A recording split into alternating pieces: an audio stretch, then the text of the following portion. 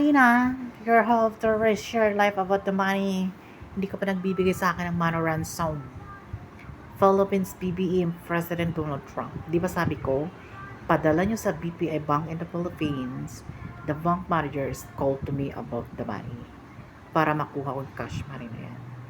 Masyadong matagal The flying girl old sa me, Mr. President, against you. Like a people on over the corrupt and all what happened this. So military for over this works the war and the blaming this old politician and people.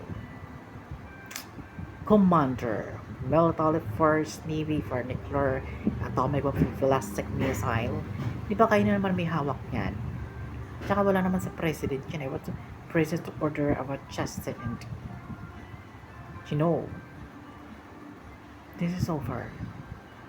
At gusto ko patayin niyo si BBM Marcos, President Donald Trump, and Xi Jinping. Kasi kung hindi niyo papatayin yan, igalit ako sa mga yan. Tumanda na lang ako to abandon my life and what happened this Philippines country. Anong gagawin ko sa kanila? Bubuhayin. And never Lord about this earth for little to pay attention. Our religion is controlling because I'm going to dark. No fight for anything. Because it's the right way for cash money or power. To me, you're feminine. Magbayad-bayad na kayo sa akin. Ha? At saka, kumakain ako, humihinga naman ako sa mundo Kailangan ko rin ng pera. For the lust, for the beginning and in war, for the end of days, and you died, are you ready to heal, torment, and I give you fried and earth to corrupted, to fighting men this story? Well, I'm gonna shock you. People. Kaya choice you now. Kung ayaw nyo mabaliw ako, at patayin ko kayo mga Filipino people over to me.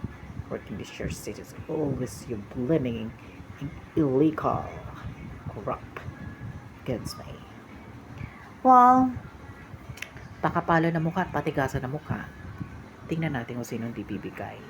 But the right for eater and monster like you. So follow to my YouTube channel and TikTok. Ngayon, 2026, the end of 2027, mag-aantay na naman ako niyan. Baka wala pa yan Sinasabi ko lang, all bank in the Philippines. Sisingilin ko sila at wala silang magagawa.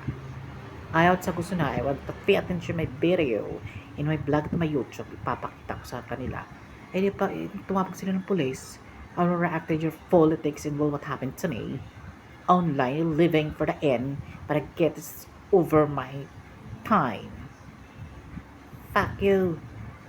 Pero yung pinatanda nyo lang ako sa para makuha yung gusto nyo. Kapal na mukha nyo Tingin siya patay na. You're wrong this place on earth of planning to miss person online. But this is your right. Believe online in change others. And get online to further ours going to in changing your life. Ganon. Diba? Ayaw natin ng personal, online tayo. Kaya, ganon mangyari. Beginning, the problem is the person. Okay, sinisira yung aking moment. Nag-enjoy ako sa aking vlog and TikTok. Posting and content. Na wala kayong mga mudo at wala kayong... Pero yun mo, araw-araw magtatrabaho para buhayin ko yung mga hayop na mga Filipino people ako. Sino ba mga to? Diba? Ba't pa ako maninilbihan sa kanila? For the right and wrong, this me and person. But all believe this. Wala nga silang ginagawa Puro salita, puro ano lang alam gawin. Mga patay gutom at palamunin. You're over the gambling scamming. Hindi magalit, hindi mawala-walang galit ko dito sa bansa ng Pilipinas Because you, politician in the Philippines, wala kang ginagawang hinatupa kang pangit kang matanda ka. All politician. And the America is you. Kayong dalawang bansa, may pakanan ng lahat ng to, kaya nagkakandilobyo at nasisira ang mundo. You're fucking your country is believed to me stupidly right and corrupted. Hindi nga pinapatulan ng mga tao at mga militar at mga police na yun because is done you. Takot sila. Baka sila makulong. Pero ako kinakalaban ko kayo. And one person who's going to know what happened this didn't my words spoken like you. Mr. President, You know understanding and all government in America and Philippines. Kayo sumisira ng buhay ko. Whatever these people like you shit in English. Follow sa my YouTube channel. At ikaw CEO YouTube, TikTok, and Facebook. Pwede ba? Huwag ka mangingalam sa away namin.